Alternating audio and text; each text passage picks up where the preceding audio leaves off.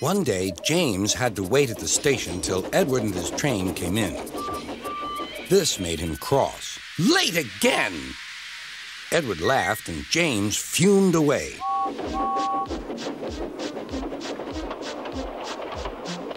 After James had finished his work, he went back to the yard and puffed onto the turntable.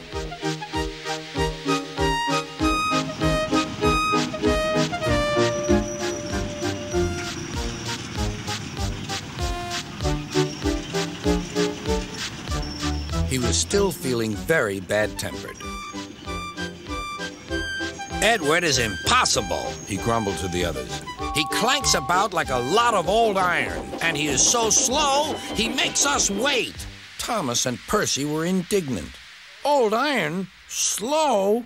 Why, Edward could beat you in a race any day." "Really?" said James. "I should like to see him do it."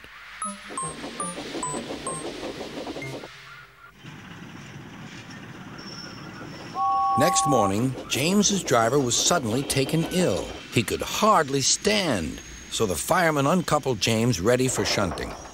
James was impatient. Suddenly, the signalman shouted. There was James puffing away down the line. "All traffic halted," called the signalman. Then he told the fireman what had happened. Two boys were on James's footplate fiddling with the controls. Phew! They tumbled off and ran when James started. The signalman answered the telephone. "Yes? He's here. Right. I'll tell him. The inspector's coming at once. He wants a shunter's pole and a coil of wire rope." "What for?" wondered the fireman.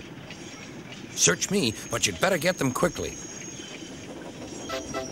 The fireman was ready when Edward arrived.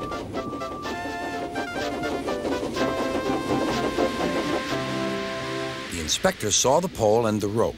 "Good man, jump in." We'll catch him, puffed Edward. James was laughing.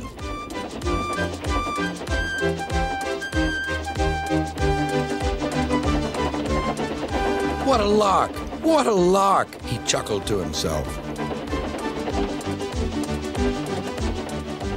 Suddenly, he was going faster and faster. He realized that he had no driver.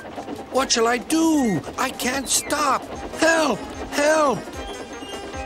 We're coming, called Edward.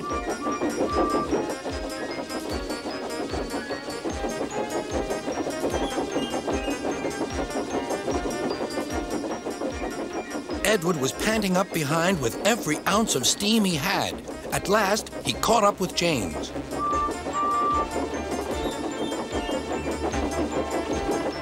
"Steady, Edward," called his driver.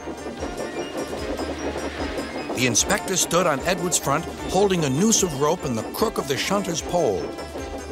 He was trying to slip it over James's buffer.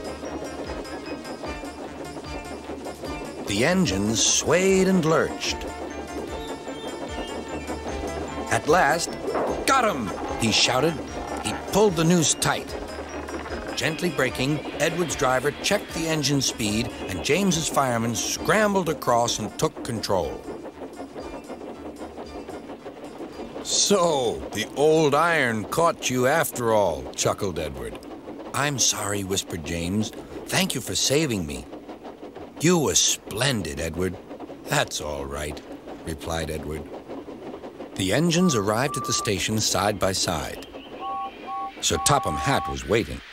"A fine piece of work," he said. "James, you can rest and then take your train."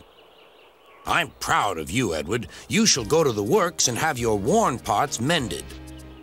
"Oh, thank you, sir," said Edward. "It'll be